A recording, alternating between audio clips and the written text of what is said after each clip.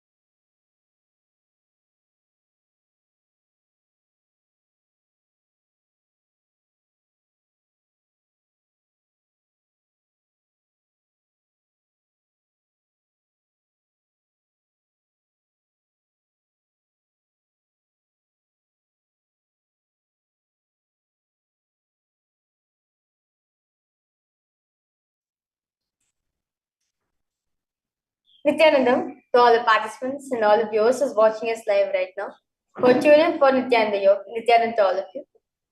That was very beautiful 108 set of sequence asanas which all is tested. Let us now look deeper into what are these benefits, but what are the benefits by doing these asanas. Very beautifully in today's segment, all of us will be covering few of the asanas where we're getting to know.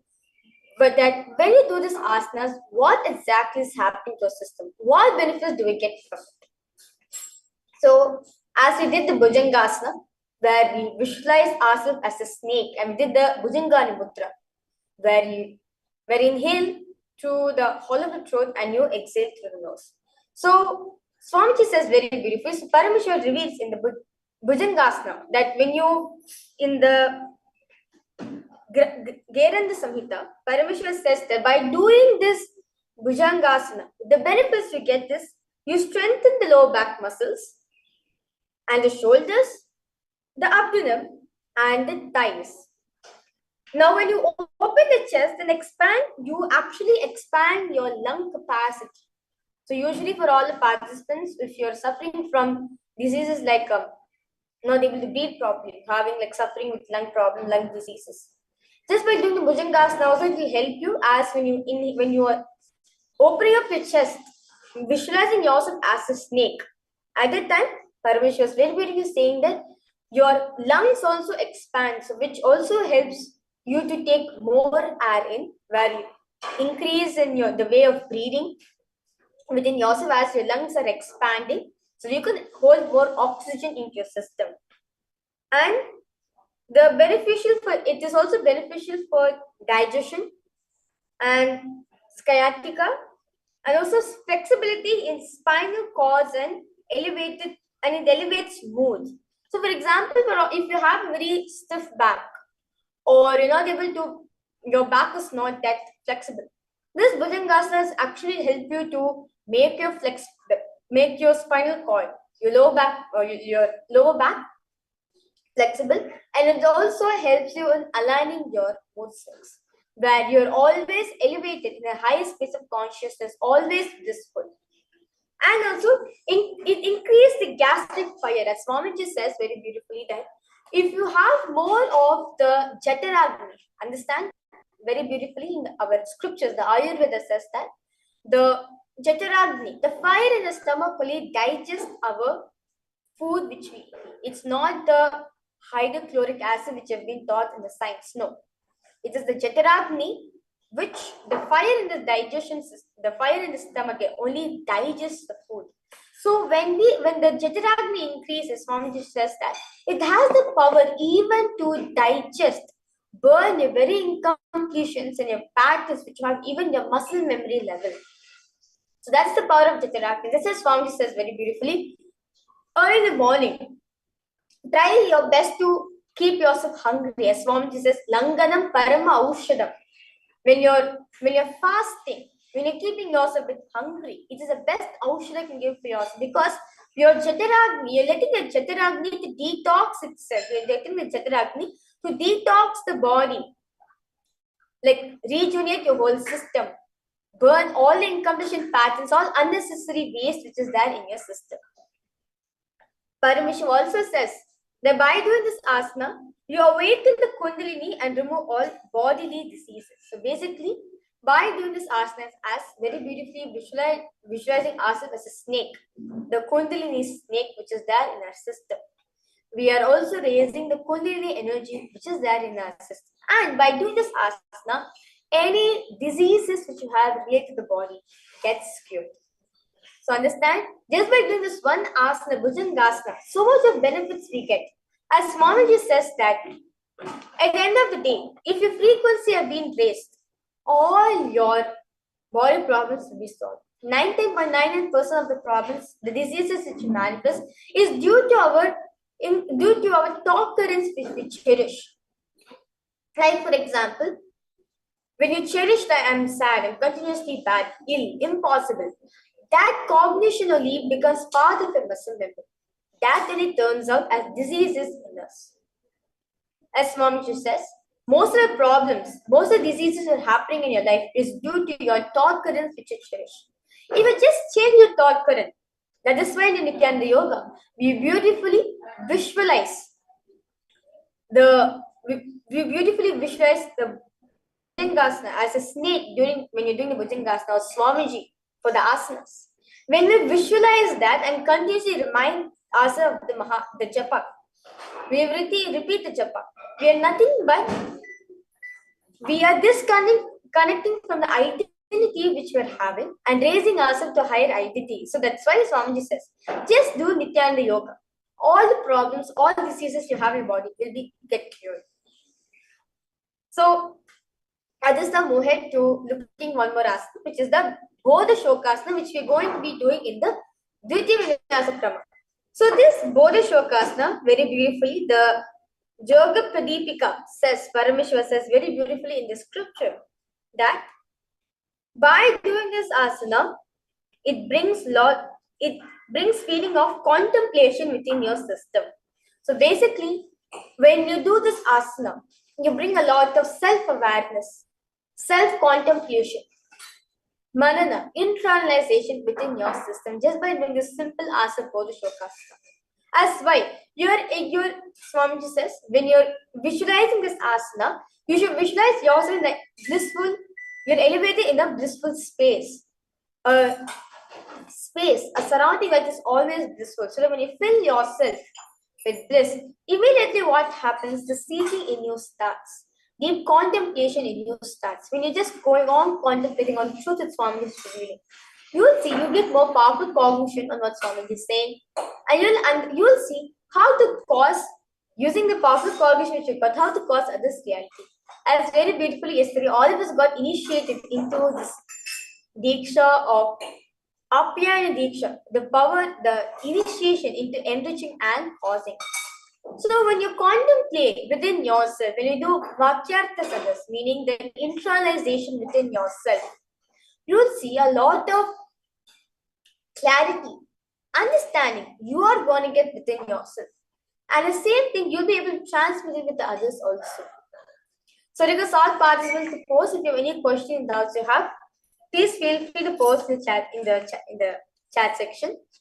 And if you have any difficulties in doing the yoga asanas also, I request all participants to post in the chat section, and our yoga channels immediately reach out to you.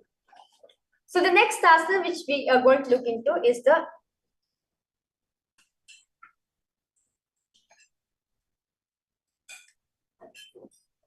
next asana which we're going to look into is Jati asana, where Paramashiva says very beautifully in the scripture, the Yoga Pradipika scripture. Paramashiva says, by doing this asana, it purifies the body and controls the mind. So, many times all of us feel like I don't even have control over my mind and body. What can I do, Swami? Just by doing this asana, Jati asana, which we are going to do in the Nithyananda Yoga, in the Dvitiya Vinyasa Krama asanas, just by doing this asanas, you'll be able to control your body and mind. You're able to bring awareness to your body and your mind. At that point of time, I request all participants, when you're doing these asanas, try your best to do the 12 components, such as the visualizations, the bandhas, the japas, the internalization within your throat center, the visualizations, and weights also are optional for some of the asanas. And request all participants, try your best. If you're not able to do all the 12 components together, that's fine. As we move on, you'll see slowly, as now today we are in the 13th day of the program, you'll see within a few days, you'll be able to do all 12 components together at a time for an asana. And slowly be able to do for all 300 asana sequences. So request all participants to try your best to push yourself to do the 12 components, as these 12 components are nothing but are designed specifically by Swamiji, so they experience the full benefits of the Nithyananda Yoga. As Swamiji says, Nithyananda Yoga has a religion, that is Hinduism.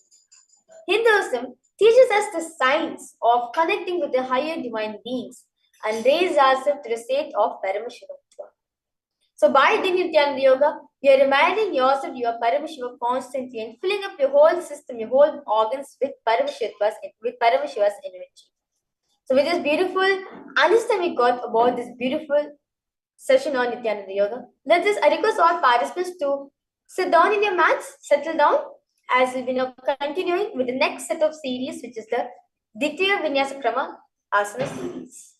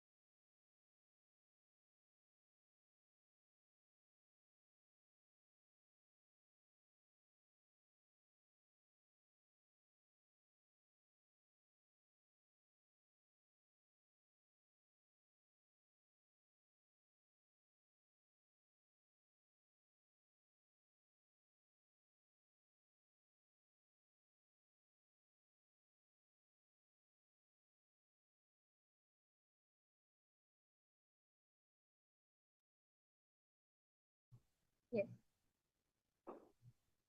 Nithyananda, all participants. So we're now resuming back the Ditya Vinyasa Krama. The first asana of this beautiful series is the Shakti. Now, sitting posture brings ease to your mental and physical state. Here, examine the index in the Bindam. All which having one jaw while eating only kind of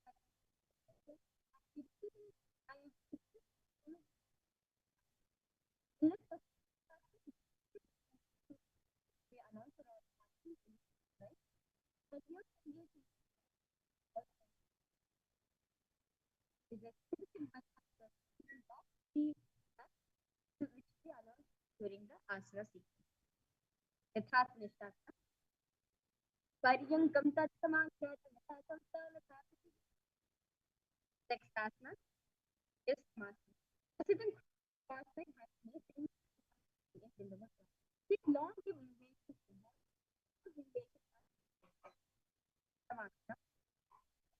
Italinga Tinina Yoga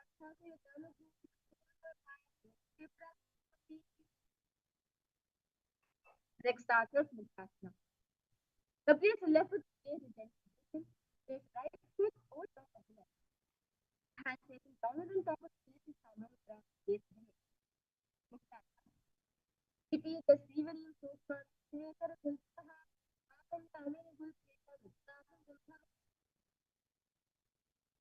Next starter, Siddhartha. It is the same person with Siddhartha.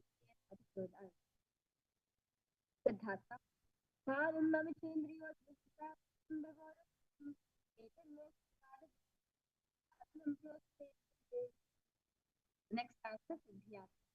Greatest devotion of Siddhartha.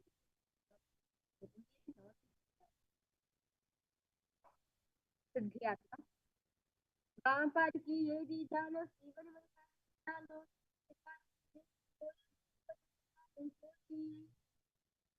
Next answer Rudraksha. This letter in position of Siddhartha. The hand of Buddha Mota. And your tongue in the which case of your life. Rudraksha. Pamakar la parikara.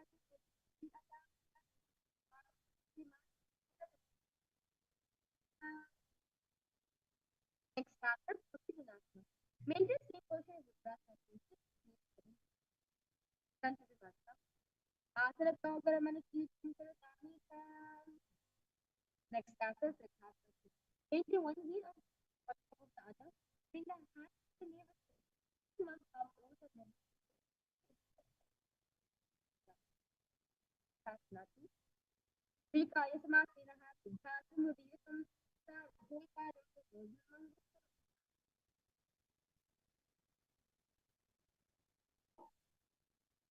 Next chapter, Bhajya Yonyasana. Now, maintain one heel on top of the other. Little fingers near the bottom. This is floating in nostrils. Near.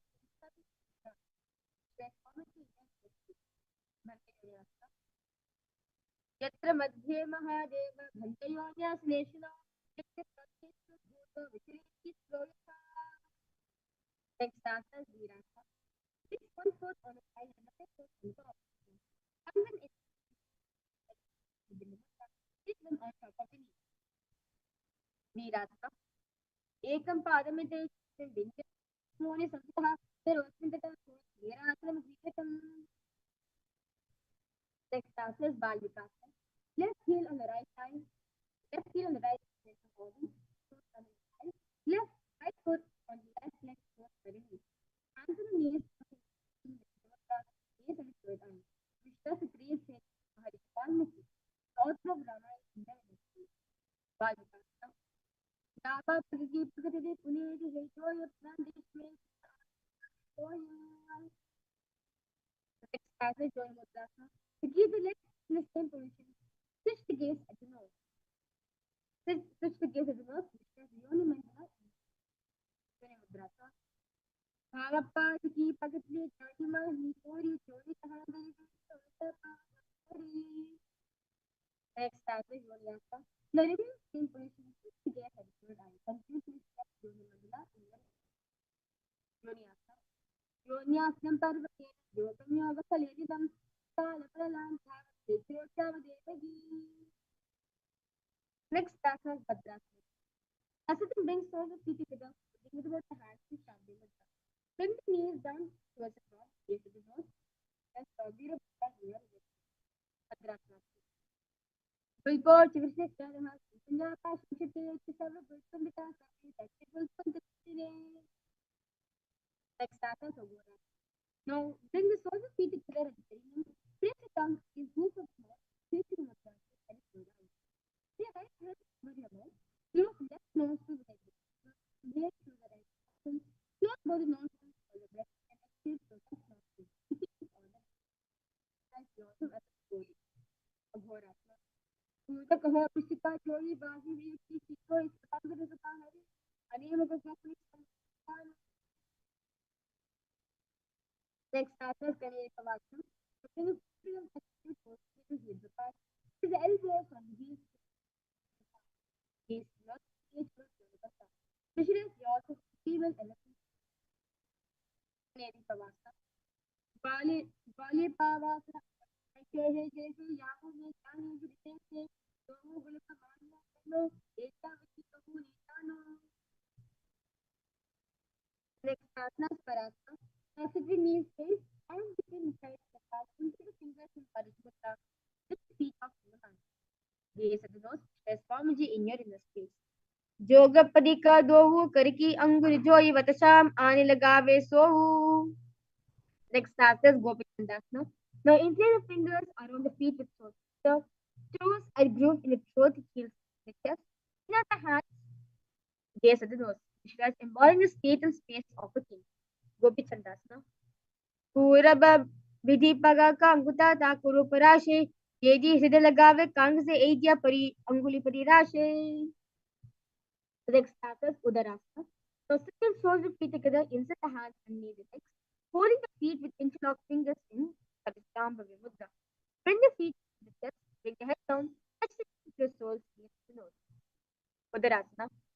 Dovu Pagadi Sambritani, Ubahaziki Urdhitani, Abdus Dovu Samataheravi, Angush to Dovu Samataheravi, Tibuka Nietzsche Tahilagave.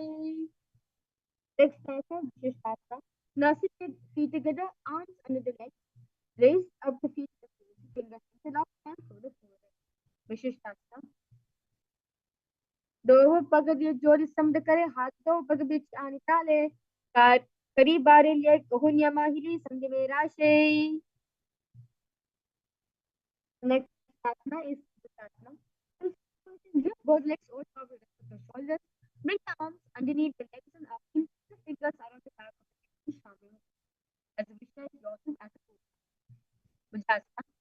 Sirasana to be came from Chasma Tasaram, Grivasanam, from Bhujasana Vimote. Next asana is Kalyanasana. Maintain a seated posture, raise the elbows to the knees and back, arm around the back, and clasp the top of the back. Visualize yourself as a beautiful, auspicious goddess. Kalyanasana.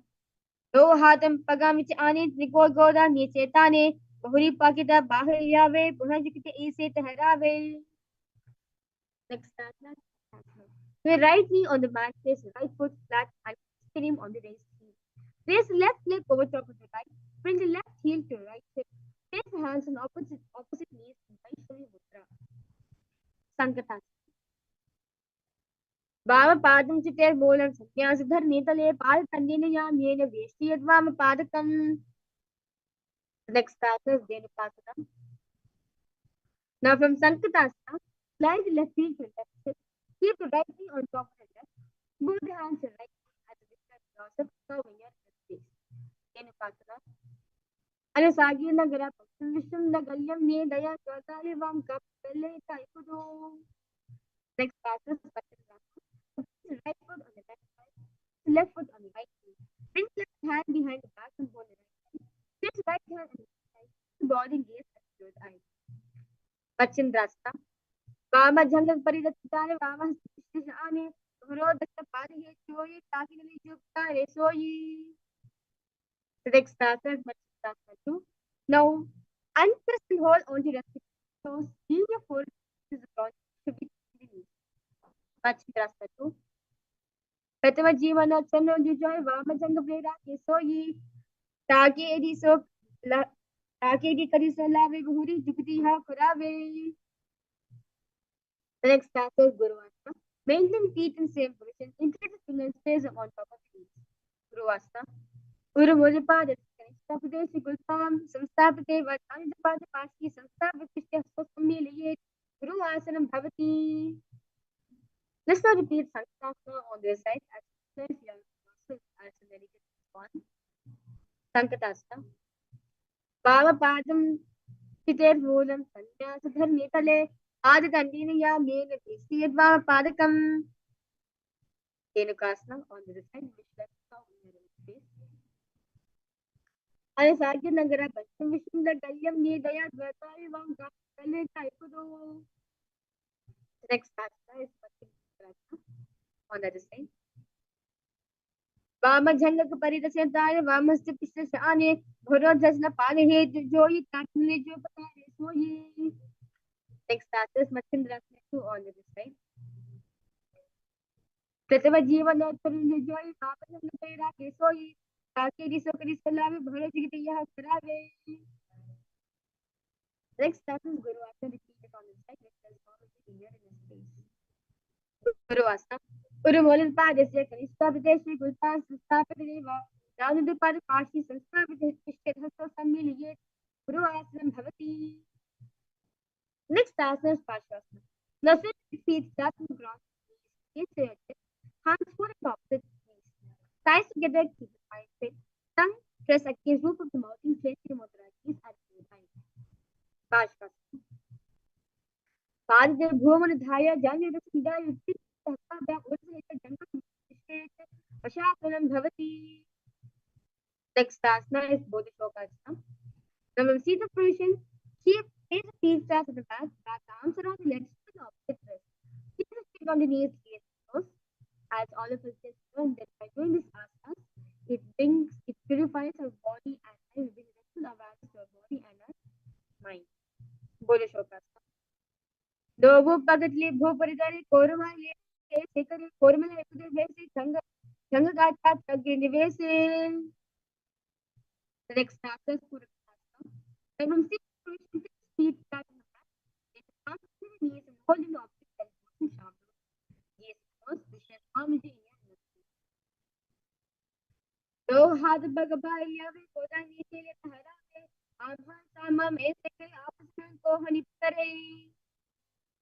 Next asana is Samati asana. Now maintain stem hold beneath the knees. Bring the right foot over the left foot crosses and toes point up.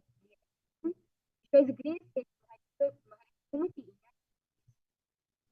Sumati asana. मूलधरती परिताने दावा पक परित पदाने दाई पकती कोवे आवे हाथ एकम तरत हरावे. Next asana is Dandasana. Next the feet out straight, arms straight above the head. It lays the fingers just pointed outwards, engaged on the fantas face of the nose. Dandasana.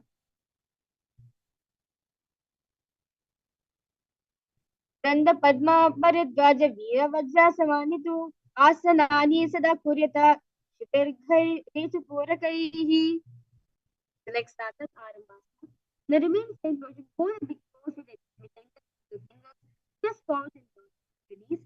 Inhale to left nostril, exhale to right, and Nadi shoulder pranayama. Arambasana. दो पग मिला पसारी पगा का गुता पकड़ी लात गोद लगावे. The next asana is Virupasana. Now sit with legs straight, extend the knees up slightly up, one hand resting between the knees. Bring the shoulders down, wrap the hands around the legs and Shamavata. Hold the soles of the feet, gaze at the shoulder, stretch Amaji in your inner space. Virupasana. प्रथम भेज दो पाव पसारी कचिका उद्भव कुटितो थारे एद्यमदि अंतरा के मुद्रहत प्रणमा दूदाजे. Next asana Jalishvasana. Extend both legs out with heels together. Place the chin, mouth, nose on the heels. Insert the hands below the legs, keep elbows on the ground along fingers, face upwards, gaze at the toes. Palms facing upwards, gaze at the toes. Jalandhari Pavasana. Now ready meditate teeth हाथ पसारे पूरी चोटा नाचिका त्याग ऊपर धारी. The next asana is Uddha Paschimottanasana. Now sit and extend both legs out. Lift one foot behind the leg. Keep round and down asana. Uddha Paschimottanasana. Paschimottanasana sitting together. You compare Griva and Vishwa Kishke. Uddha Paschimottanam Bhavati. Next asana is Anantasana. Then lay on the back. Lift the legs behind the neck. Left hand holds the foot from the back. Straighten the body. You will know anything near pranayama, which is Nithyananda. But you'll be concentrating on the prana movement from the word direction to your Sahasrara and gaze at the nose. Anantasana. Uttani shining ekam payam grivayam vinyasya. Next asana is Ankushasana. Now rest the elbows from Anantasana, rest the elbows with the hand holding the foot. Concentrate on the Uttan Shaiti Ekam Payam Grivayam Kurvande. Next asana is Drishasana. Lay on the back in the knees flexions. Insert the thighs and the arms and Shamavata. Rotate your left and your right. Drishasana. शयनं जानी यदेवस्तव गंगा सैतुर्नि करद्व्यभत्त समिता सव्यं लोदयेत् शासनं भवति. Let's now repeat Urdhva Paschimottanasana all the time. As we continue to engage ourselves in Pratyahara Kumbhaka, that visualize the prana movement going from the Mooladhara to your Sahasrara. Urdhva Paschimottanasana. Paschimottan Sanskritam Krita Ekam Parang Grivan Nritva Tishted Urdhva Paschimottanam Bhavati. Next asana, Anekasana. Visualize Swamiji in your inner space. Utta Nishayini Ekam Parang Grivaya Minyasya. Next asana, Ankushasana. Utta Nishayiti Ekam Parang Grivaya Kurvan. The next asana is Yoga Nidhyasana.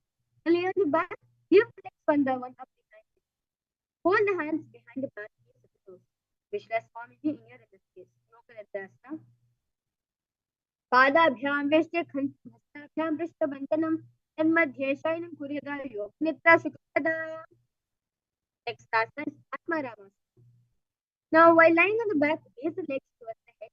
Wrap the arms around the legs and shoulders. Insert the fingers behind the legs. Nose. Visualize Mahavishnu in your front. Atmarama. प्रथम सूदेव सोवे प्रभुचरे आसने आने दो पग बिचा हाथ हाथ कड़ी कोहनी की माही समझे में तनातवा. Next answer is Kochikasana. Now lay on the back, knees stretched, toes facing up. Exit arms sideways in Shavya Mudra. Yes, at your right. Kochikasana. दो हाथ चिरसात करे तिले सोबे से आके अगोचे आगने आने बहुरी जिगदे इसका विधिवाने. The next asana is Jita Prateva. This is a sequential asana. Very fast sound. Lie on your back, rest, knees rest. Arms reach to the side and go to the left. In Jita Prateva.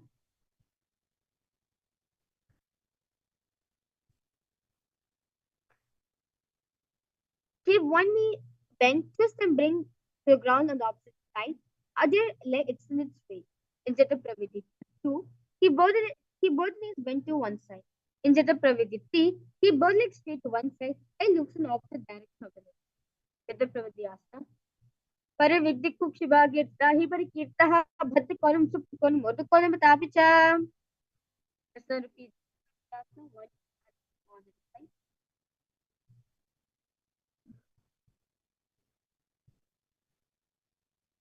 Pare Viddik Kukshibhagya Trahi Pari Kirtaha Konam Supta Konam Tapicha. Next asana is Viparapita. Now lay on your back, bend your knees and twist feet back on the ground. Hold the ankles, slip the hips. Don't visualize yourself and sturdy as a bridge. Viparapita. Pratikriyayitam Vandapita Sarvabalapitam Garbhanina Durbalana Itigargi Jagadanu. Next asana is Paryankasana. Lay on the back, place the feet flat on the mat. Bring the arms over the head, place the hands flat with back fingers pointing towards the lift the body up off from the ground as you visualize yourself sturdy as a stone pony. Paryankasana. Uttarashinam Bhasatabhyam Bhunastapalutabhyam Bhundatta Navbridge Open Kuryat Paryankasanam Bhavati. Next asana is Shvatanasana. Lay on the back, knees raised, hands on the shoulders, smooth the hips and circular motion. Visualize yourself as a dog, gently rolling around the back. Shvatanasana. Shavacharam Sanstapa Joyi Samilya Nava Anniyamya Astabhyam Tandravata Bhattabhamayet Shvatanam Bhavati.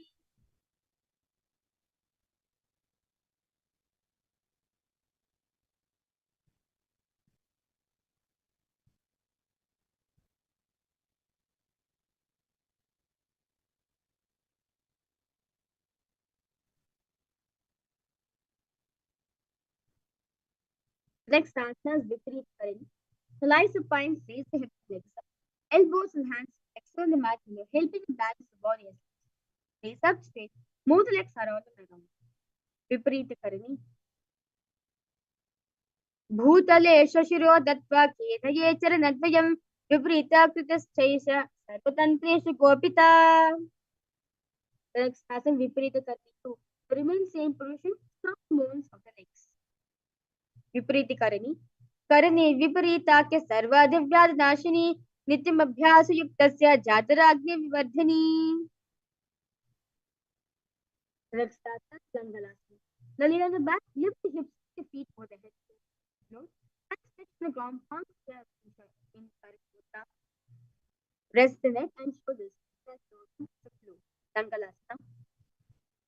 नरकासे स्थित नासिका प्रदेश भूम पाद पृष्ठे स्थाप्य हस्तद्वयं सम्मे नाभि कुर्य ग्रीवा प्रदेश भूम कर्षयेत् दंगलासनं भवति. Next asana, Sayit. Lay on the back, legs over the head, toes pointed on the ground, hands and chest rolled toes, arms and legs are straight. Which that's one of the 84 asanas that is by Paramashivoham himself. Sayit. Tadam Sri for Vedas, Avasthatana. Next asana, Supkonasana. Terminal stay pushes toes out wide and hold the big toes in mudra. Supkonasana. Paravigbhagitahi patitah bhatkonam supkonam athata. Next asana, Chakti. Now bring the legs on both sides of the legs to the ground. Put the hands on the knees straight as we stretch yourself as Chakrasana. Savasana पाद कुर्यामः कपरो युक्तमेनता शीघ्रं सर्वस्य साधनम्. Next asana, Supramashivoham Level-3. Lay on the back, legs vertical, hold the big toes in parallel, open legs wide. Supramashivoham Paramashivoham. Uttara padam long, unta tricham vera bhattam natarajam trikonanta suttana. Next asana, Paramashivoham. Lay on the back, legs straight up, hold the big toes in parallel. Uttana param pam unta varicham vera bhattam natarajam trikonanta suttana. Next asana, Smatya. That's a super fun Gushnasana. Hold the legs hold the opposite elbows over the head. Base the nose. That's Nithyananda. The fish avatana to each. Patyasana. Mukta Patyasana Krita Uttansha Nantareti. Purvara Abdashino Vishta Matyasana Slokaha. The next asana is Parashurama.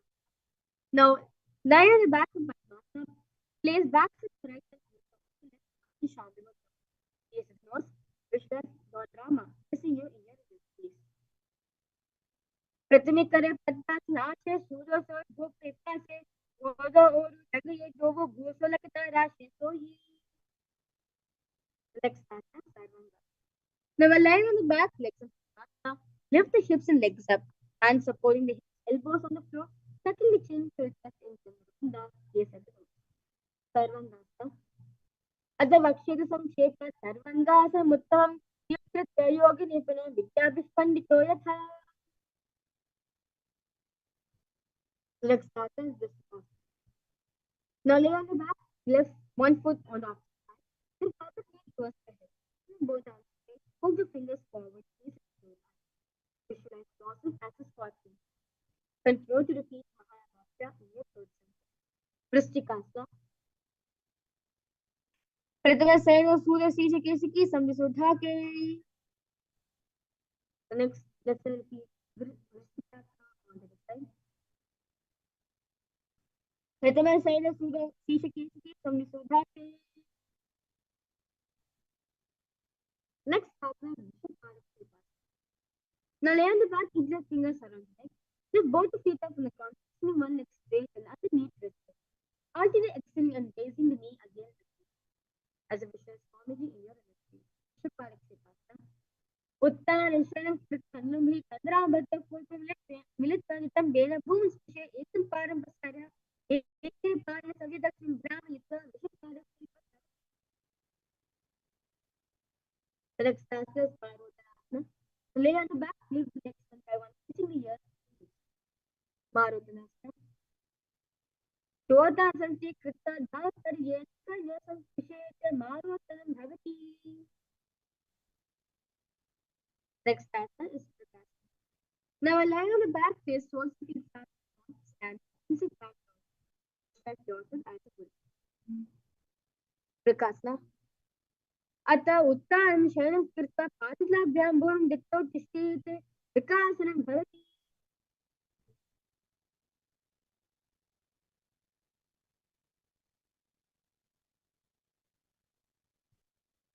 Next starter is Luthasana. Now lay on the back. Quickly throw the legs above the head. Simply roll over. Finish in front position. This is similar to position. And repeat this again and again as we get energy in your release. Luthasana. Uttanasena Padau Shilям Bhuvastapitra Nityam Nityam Krishna Bhumi Thapra Yena Sarpajam Uttasanam Bhavati. Next pattern. Now lay on your belly with toes. And the hands are not soft, making sound like flute. Inhaling one, whistling one, inhaling.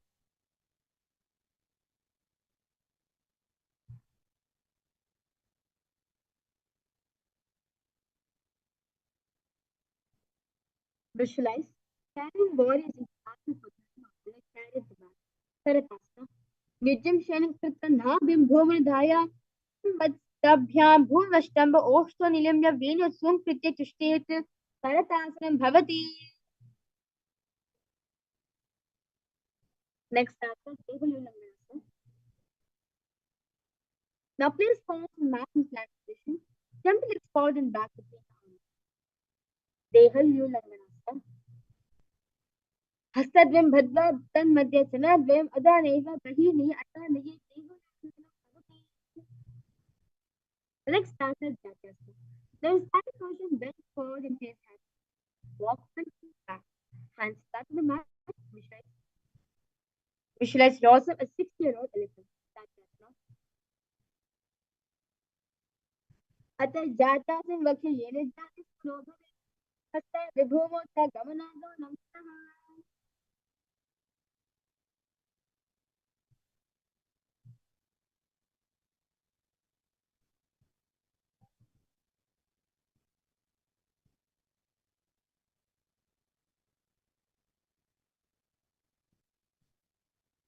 We will enter into the first lowest.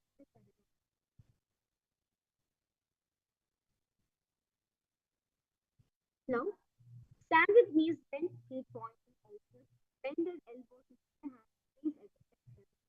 Shift the mode out, head down, open up the head back, open the short back, into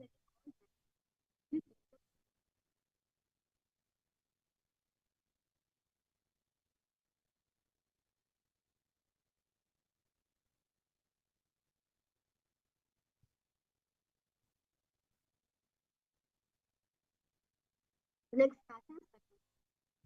Now, stand with legs to the and quickly tighten the abdomen. Wish to have the gaze rising that pattern. But this head pattern must be valid.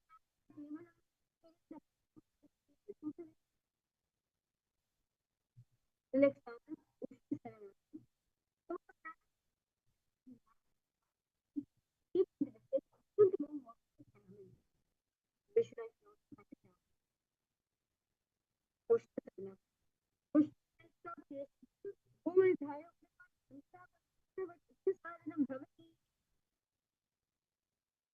Next asana is Vishwasana. Now remove the same position.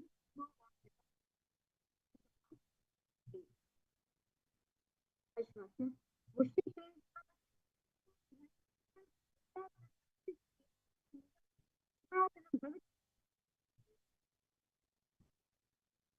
Next asana is feet with the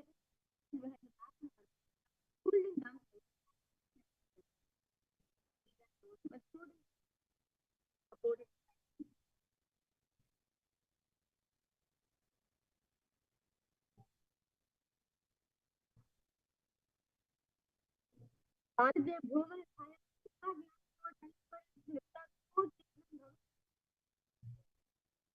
Review influence the next Paranam.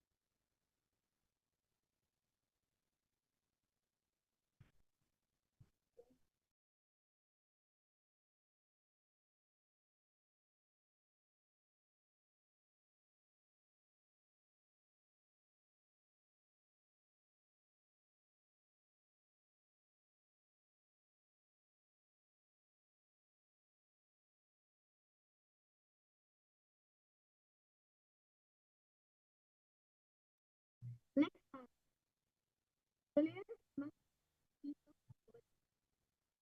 a counter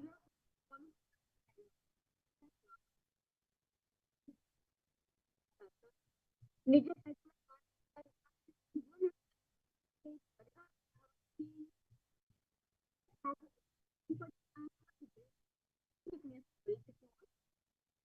so don't always look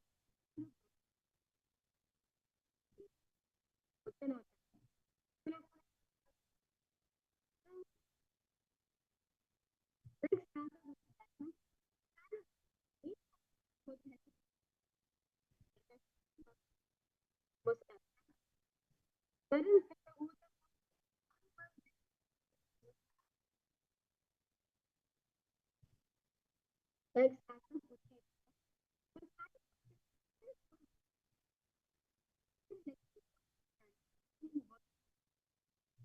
Which is एक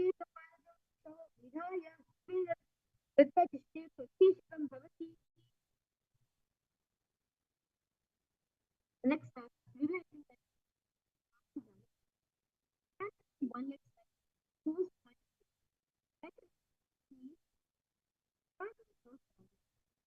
holding me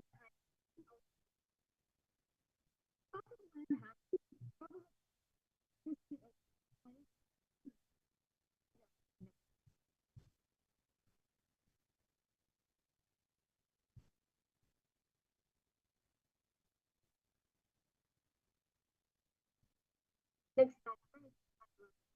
No,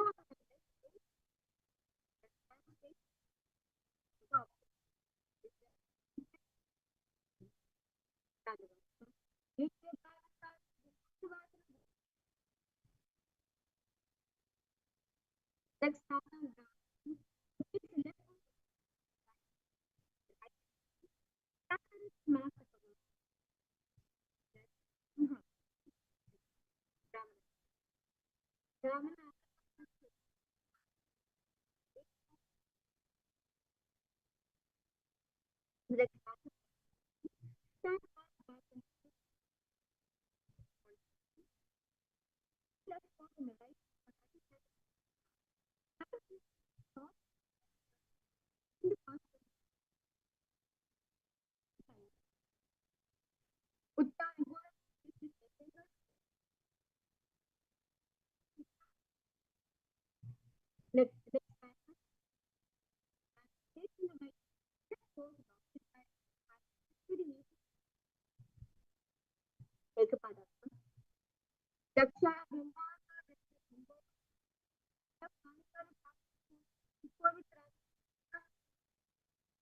Next passage to us.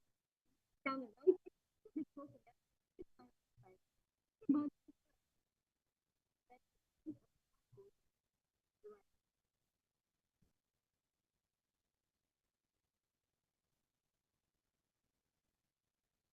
एक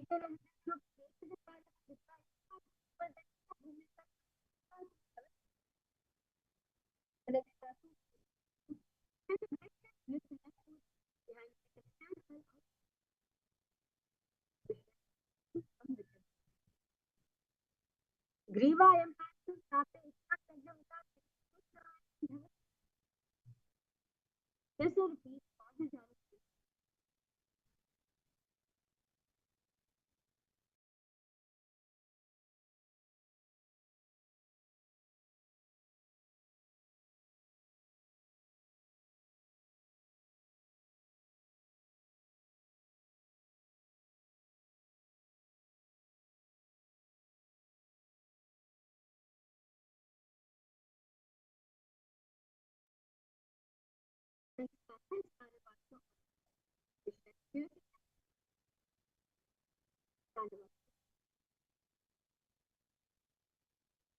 एक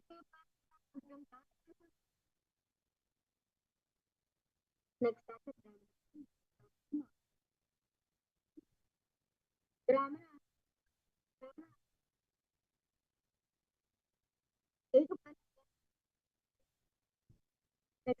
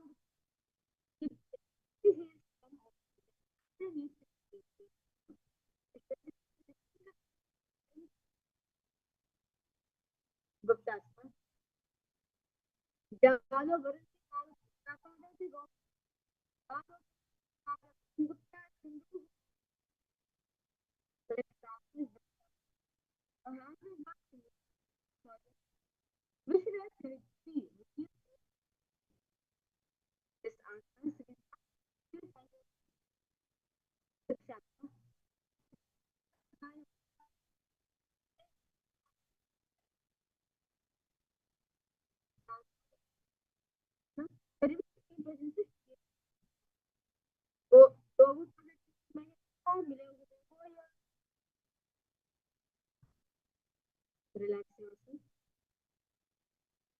Next action is matya. अगर matya jump the legs back into the hands. Fast with just body head down. Exercise yourself.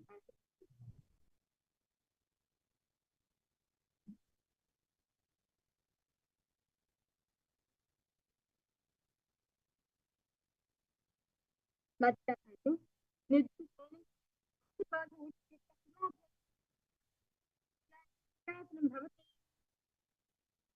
Next time, I put on the brain head. Like jogging for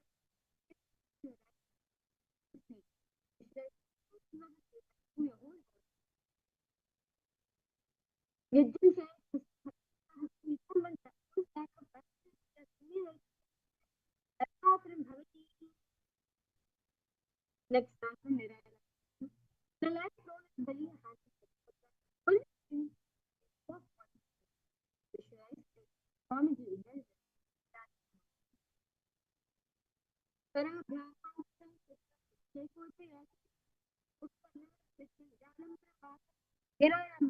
निरालंबन Yogi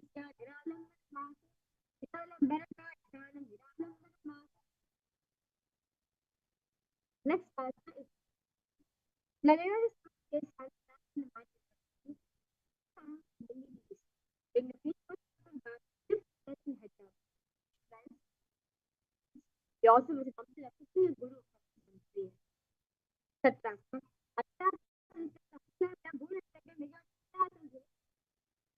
Now relax yourself into one.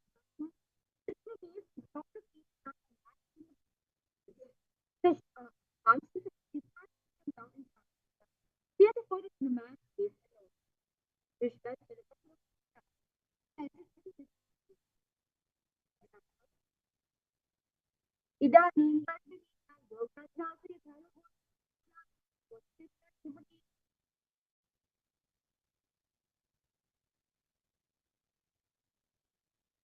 the next answer the Jasna ultimately trying to grow with your hand by losses half of the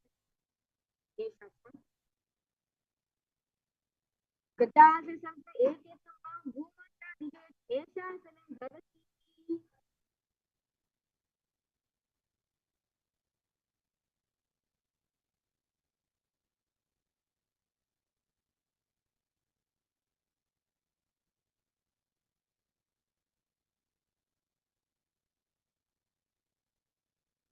the next answer I don't get that will it bring the story Gata से समझ बड़ा जब भूमंडा दिखे ऐसा सने भगती the next answer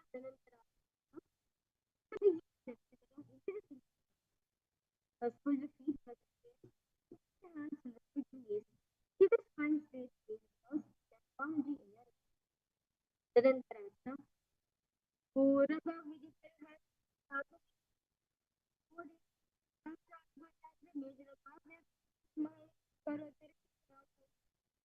Agan and Rashi both Turkey, Russia.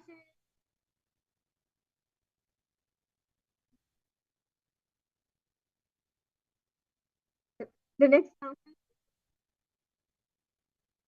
Now in the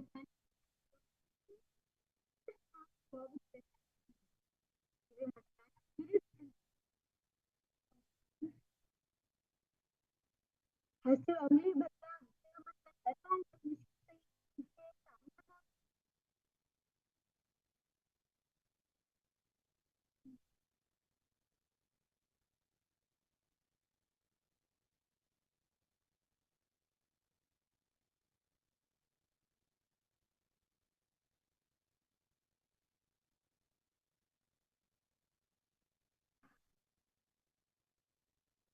the next answer. Next answer. Jasper in here. He turned out to the right and he said to one. He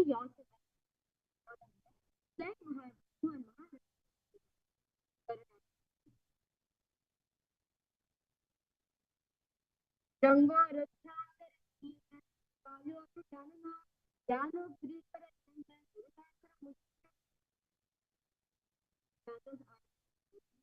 that is the next point. But now you find Anandamandira. The Nata Anandamandira.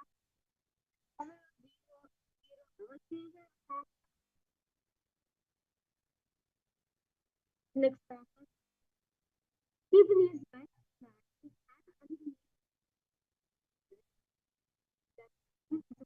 engage in it by pulling the stomach on the process. System computer was half down,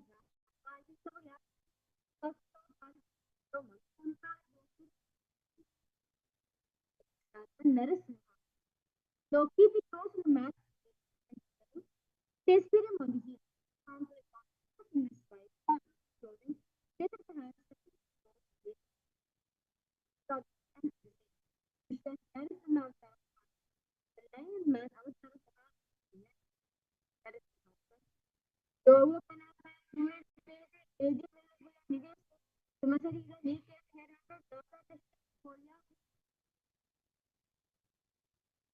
The next task is sitting so sitting on the heat meals make you want to keep a sense of energy in real remote yes remote which has documented having all needs to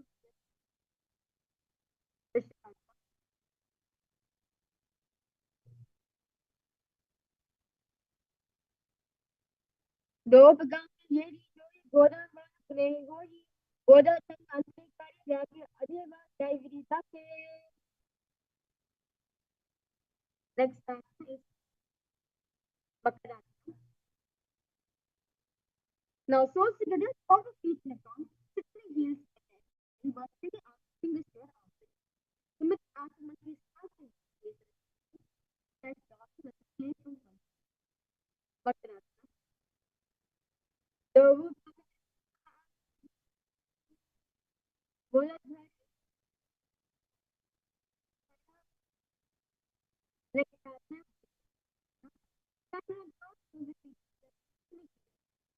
not one that goes behind the back is involved in the diamond spiritual commitment but just कितना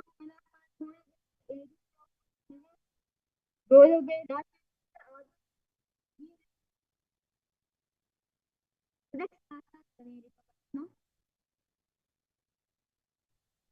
next answer keep short dot and to short which is how to be I think this is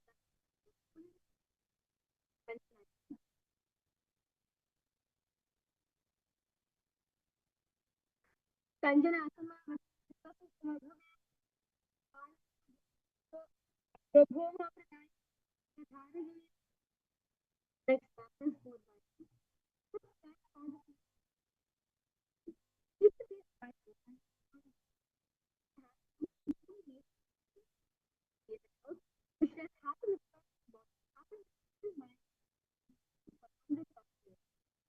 for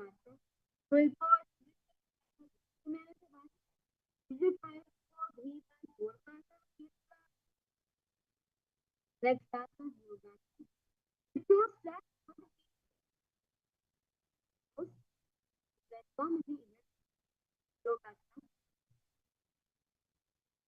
good and yoga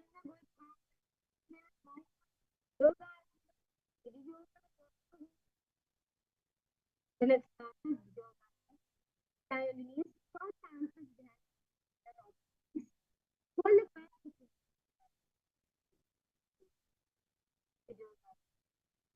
go down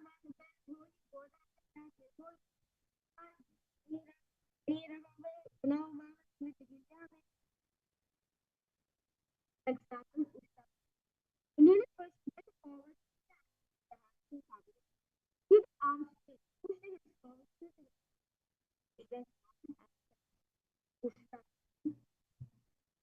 मेरे संतान में ज्ञान संस्कार वो राक्षस ज्ञान होता ही था। Let's start the chapter. For these hidden hands and souls, or essentially we have, I go down to the mind, back to the area, to start the author of human logic. That the over areas for a more accurate area, and I'm going to make a next chapter. Now, sit in knees with eyes and cups together, lean back and touch the actually God. You suppose it to have the creator, to like this. Veritasa. Younger over Italian, Audrey over me, stop to Banta, Marumba, Veritasa, Havati, next answer. So from Veritasa, this is his prayer, in the head, we share jobs with the Vero Danta,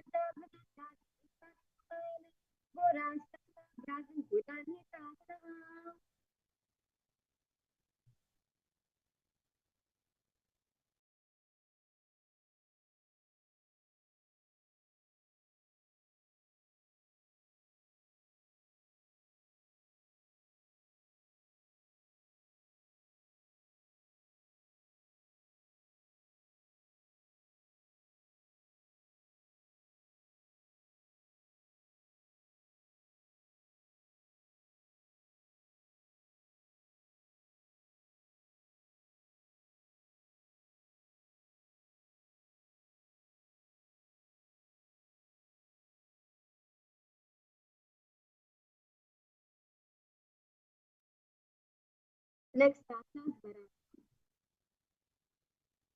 Now, stand back and meet one hand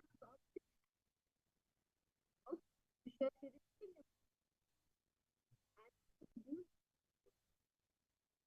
Jari Bhut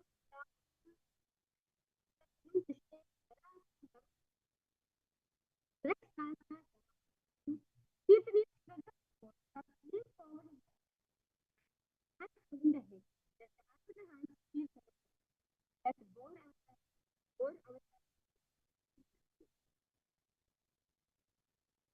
Surya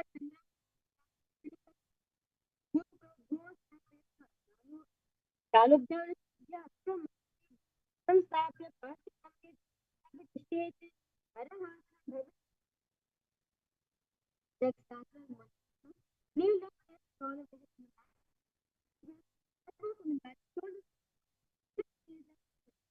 is a body is a nose that's also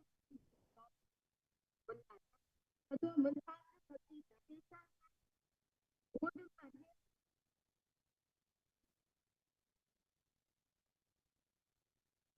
next answer kneel down head in the knees elbows adjacent to the knees and holding the head in the case of the nose is psychology in this case Satma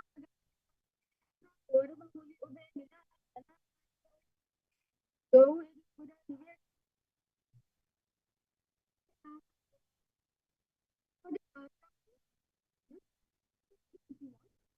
one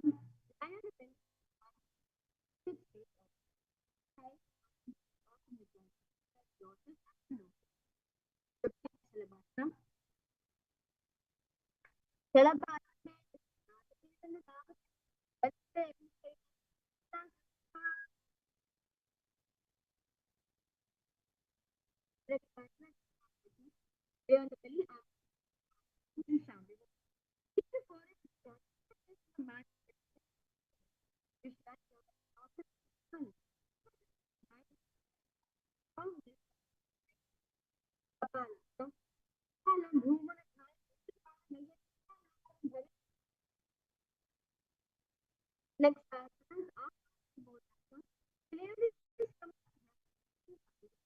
lift leg up overhead feet flatten the mind behind and open down up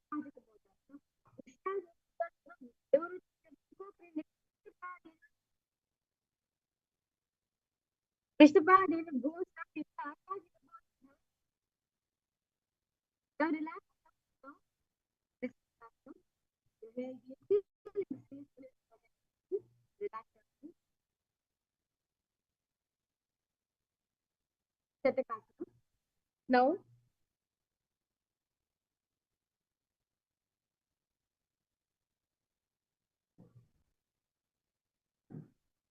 Now, sit in the knees, being keep the hands flat on the back, in these areas. Stretch yourself as a stand. Pull the up is good. Next passage is kneel down high and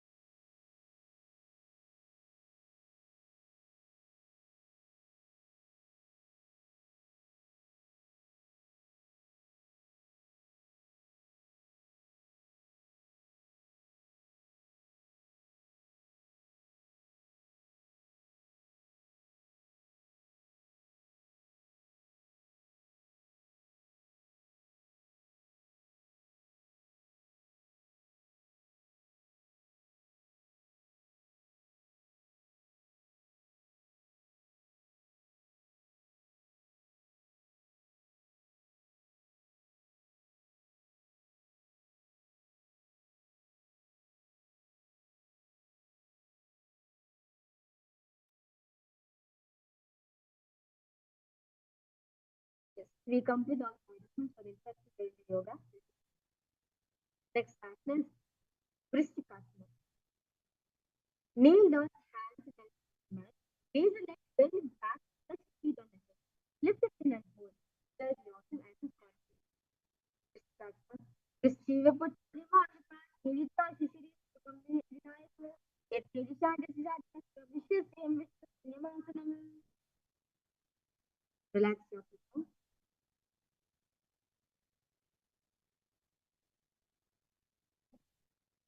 Next pattern is Vishaka.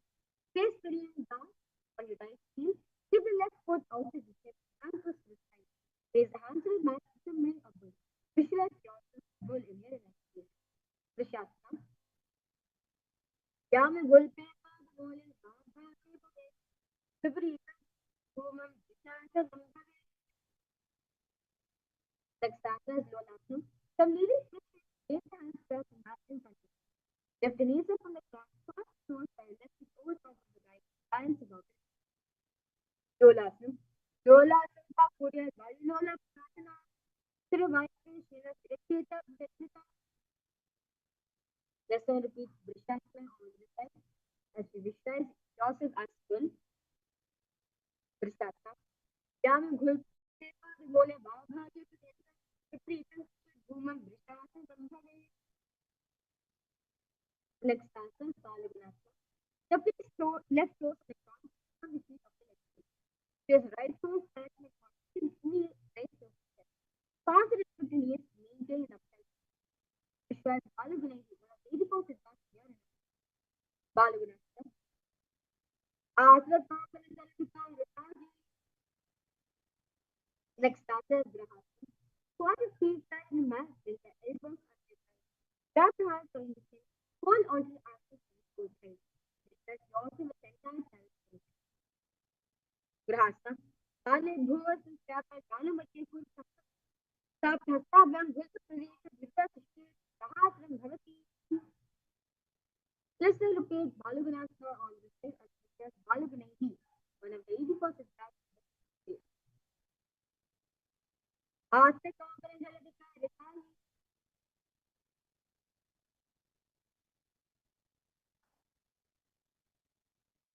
Next answer for this answer based Cotton first in heels of labor. There is period on the heels and hands resist using hands. Nicely on the breast. Utkatasa. You just stay at the original very. The next answer sit and toe the period on the heels and toes. Keep the knees wide and up. Hold the opposite elbow behind the back. But just Paramashivoham होए में पीछे दो AD बता नहीं से वदौ में रात से आगे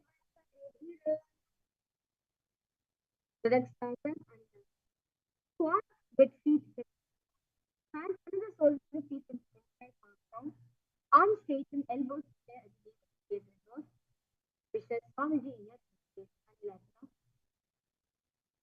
दो हाथ घूम ओहरी चार नाबला आने रात दो ऐसी करे इससे अकेले तेरे घेरे the next pattern now place back of the hand and the mat is being facing towards the body. Use the feet and top of the hand and the back of the body towards the bottom. There is a balance part on the left part of the Haseo Ajay Prasad Kachi Mantikasam Bhavati. Next time Sukulodan. Please fall to the mat, raise both feet upwards with the hand. Let it fall back down. Do like this. Visualize yourself as to do. Sukulodan. Padle bhum padle se udan krita bhum itu kriya Sukulodanam Bhavati. The next chapter repeats the next chapter. Mat fingers in Amusa. Raise the legs upwards in the handstand position. Move around on your two toes on your two hands as if you are dancing.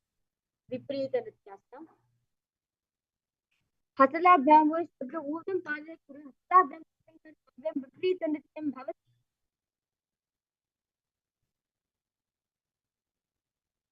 Next chapter, Uttarasana. Separate the feet, place one palm down on the mat with arms straightened. Bring the opposite hand to the head and be stable. Kunjarasana. Adavasya Mahadeva Kunjarasana Mutam. Karinekara Padabhya Mono Chishya Supraha. Let's repeat Kunjarasana on the side. Kunjarasana. Adavasya Mahadeva Kunjarasana Mutam.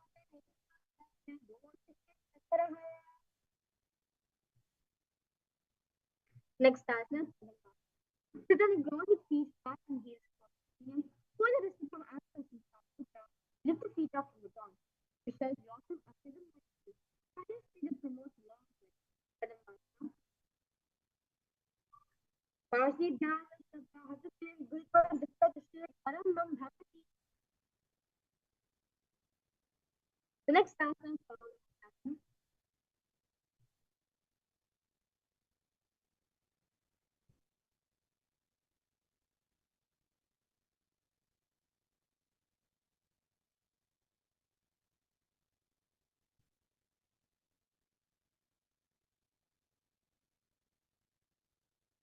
The next asana follows asana.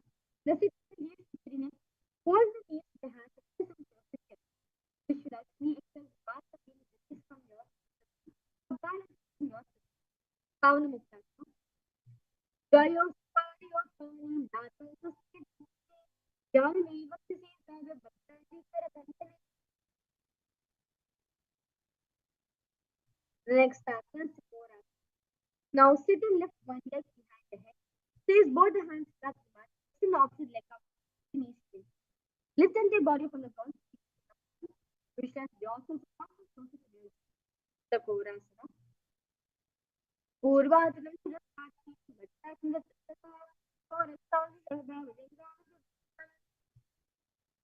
the next asana, sit on the ground, Pull the left foot to the left hand with the fingers. Pull the foot to the left. Extend the right leg out. Keep it straight. Hold a big toe with the right hand. Stretch yourself and Chandrasana 2. Padam Gusharapani can dispatch your family. Chandrasana 15. Chandrasana Meera. Next asana. Now lift the left leg over the right. So you bring your right foot across and hook on top of the left foot. Lean forward down by extending the legs out to the left. Lift the head and find a balance. Visualize yourself and free. Bashi Sankon Dino Buddhist the name of the next asana.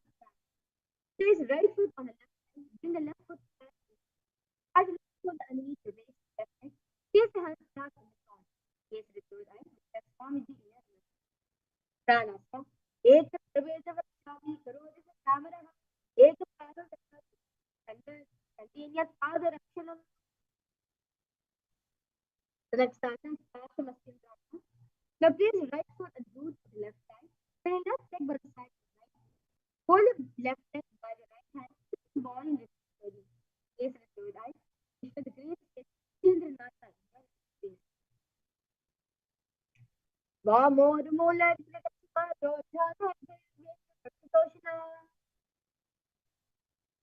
Let's repeat what I saw on the face at Takorasa. Purva.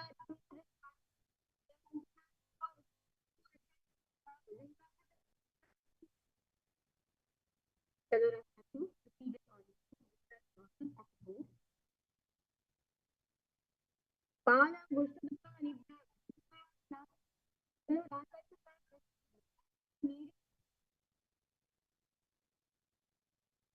Ashtavakra. On the side.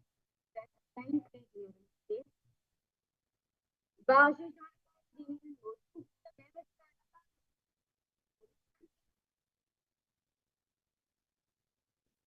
Next asana. Yes, repeat eye. Transform the inner space. एक potato farming, एक पारो जैसे आंख machine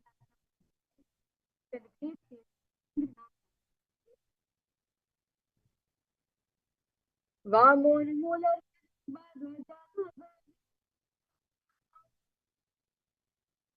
next after now keep one leg straight and put the feeling with the step forward and down. Hold the toes, hold the toes feet and bring the head to the knee. That energy in your wrist. Continue to engage the Ahava. Om Tara Paramashivoham.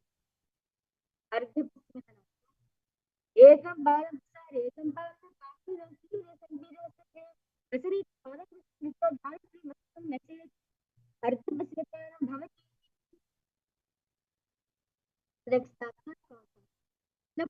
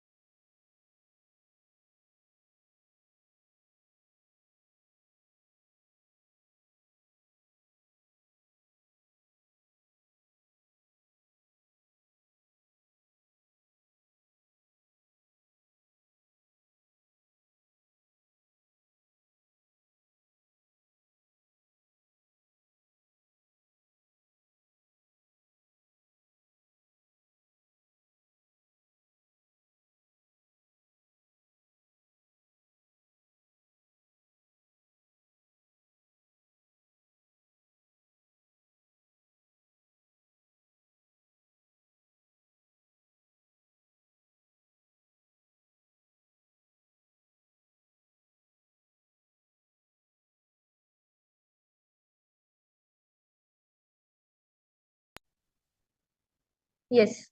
Nithyananda, to all the participants, we complete with you for not able to hear during the yoga.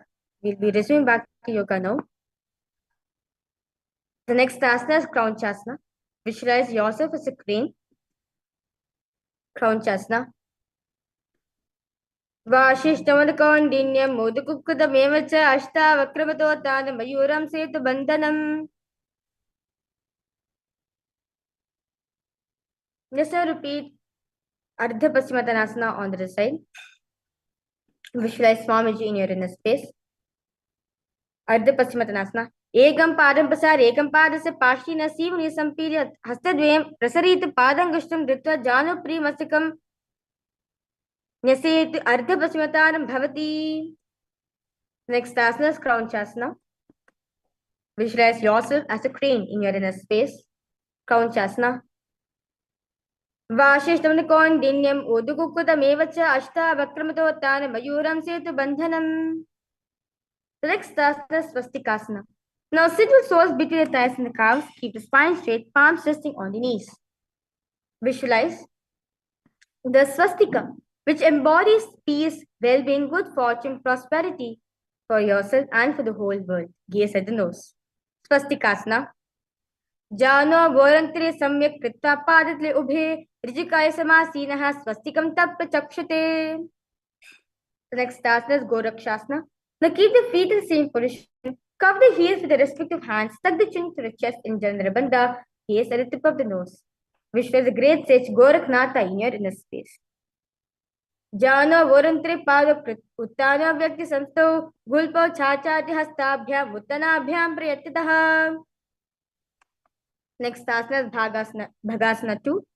Sit, bring the left heel to the perineum, right foot on the left thigh. Close your eyes with the index finger, nose to the middle fingers, ears to the thumb in the Shanmika Mudra. Gaze at the third eye, meditate on the Arindhata. Visualize Swamiji in your inner space. Bhagasana 2.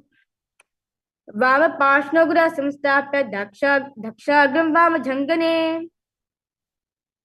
The next asana is Yogasana 2.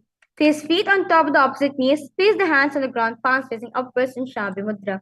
Keep the spine straight, gaze at the nose. Visualize Swamiji in your inner space. Yogasana 2. Uttano Chanam Kritva Samstopari Janano Asanopari Samstapya Chotanam Kari Yukmakam. Next asana is Urdhva Kukutasana. Now from Padmasana, place hands flat on the mat beside the body. Press the hands into the mat. Lift the knees up from the ground. Balance above the ground. Visualize yourself as a rooster. Urdhva Kukutasana. Vashishthamadakauण्डिन्यं urdhva च अष्टावक्रमतोत्तानं मयूरं सेतुबन्धनम्. The next asana is Siddha Haritliyasana. Now from Padmasana, insert both the hands to the knees and place them on the mat. Avoid lifting the body up. Stay seated on the mat. Gaze at the nose. Siddha Haritliyasana. प्रथमं पद्मासने को करे हस्तदो वो गोद समधि धेरे ube हथिली उभूधरी राखे पहुंचा गोद समधि में दाखे. Next asana is Hamsasana. From Padmasana, place hands to the mat through the gap of the calves and the thighs. Lift the tongue up against the shoulder. Lift the legs off from the mat. Stay above the mat. Gaze at the nose. Visualize yourself as an elegant swan. Hamsasana. कुक्कुदासनवस्थित्वा स्कन्दं पर्यन्तोर्नित्वा तिष्ठेत हंसासनं भवति. The next asana is Karmukasana. Now from Padmasana, place the hands between the thighs and the calves. While sitting, reach the hands behind the body. Increase the fingers in Paramashimudra. Bring the forehead to the floor. Gaze at the nose. Visualize yourself as Paramashiva's bow. प्रथमा पद्मासने को करे गोदा समधि मही करे धेरे तरफा दूसरे करो दो आने कोने ऊपर संधि लेताने. Next asana is Kurmasana 2. From Padmasana, insert both the hands through the thighs and the calves. Bend the elbows, hold the respective shoulders with your hands in Shambhi Mudra. Visualize yourself as a turtle, having a stable body and mind to live for hundreds of years. Bhami janga parachine pava, dahini janga pare bamilyava, bhali angasagi hatava. Next asana, Granthi Bedasana. Now remain same position. Bend the head down, tuck the chin to the chest, gaze at the nose. Rejoice, knowing you are sitting in Paramashiva's secret north posture. Granthi Bedasana.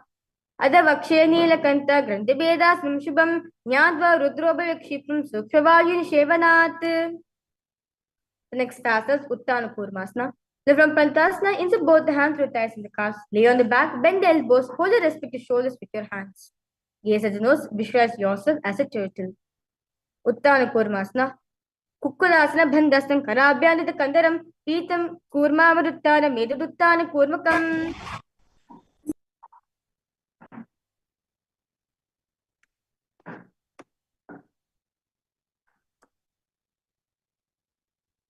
The next asana is Pangu Kukutasana. From Padmasana, place both the hands through a gap through thighs in the calves. Place one hand flat on the mat. Hold its wrist. Lift with the other hand. Lift the body up and hold. Visualize yourself as a rooster. Pangu Kukutasana.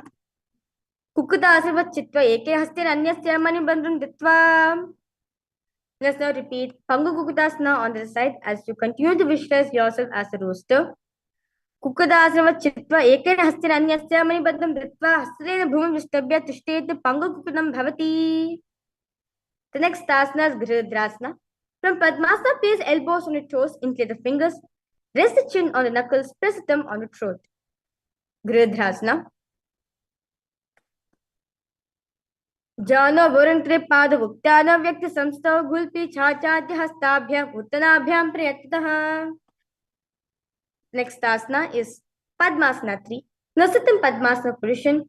Hold one hand over the other, palms facing upwards. Keep the spine straight, gaze at the nose. Padmasana 3. Uttana Charana Vidhaya Vidivat Shakti Yogirat. The next asana is Padmasana 4. Now remain in same position. Place the palms on top of the knees in Shami Mudra. Keep the spine straight, gaze at the nose. Visualize Paramashiva in your inner space. Etat Padmasam Kuryat Pranavaya Prasiddhayet Shubhasam Sada Dhyayet Puryatva Punah Punaha. The next asana is Karmakasana 2. Now from Padmasana, hook the right hand index and middle fingers around the right toes in Pranamudra. Lift the elbow as if pulling a bow back, moving the big toe around. Place the left hand on the opposite knee, keep it straight, repeat this on the other side. Visualize yourself as Paramashiva's bow. Atanyasana Vakshe Puyoga Purak Rakshanat Kritva Padmasana Pada Angushto Janga Yostitam. The next asana is Karmakasana 3. Now from Padmasana, cross the arms behind the back, hold the big toes. Inhale through the tongue, straighten like an arrow, Kakuchanchi Kumbhaka. Engage in all three bandhas, gaze at the nose. Continue to visualize yourself as Paramashiva's bow. Karmakasana Kaste Udre Purya Sukshma Tada Vayur Vaso Yadi Kalena Sukshma Vayuna. The next asana is Dridasana. Now remain same position, release all the bandhas other than the Mola Bandha. Lift the chest up, gaze at the third eye. Dridasana. Urubhyam Pristapya Dakshi Padigvam Priyatnaha Dakshinam Savadesecha Savidakshina Deshake. Next asana is Nagrasana. Now from Padmasana, arms behind the back, holding the opposite big toes. Lay down the elbows, thighs in the back, gaze at the nose. Visualize yourself as a snake. Nagrasana. Pratama Padmasana Kotare Goda Hatava Pachame Ane Pakadangude Pakade Ani Sobe Kuhulya Kulya Pani. The next asana is Kandukasana. Lay on the back, bend the knees, feet on the ground. Embrace the knees to the chest, head touches the knees. Visualize your whole body becoming into a ball. Kandukasana. Vetrasya Sistva Hastapada Nishkamudyan Naye Prishtivans Bhum Pade Kandukasanam Bhavati.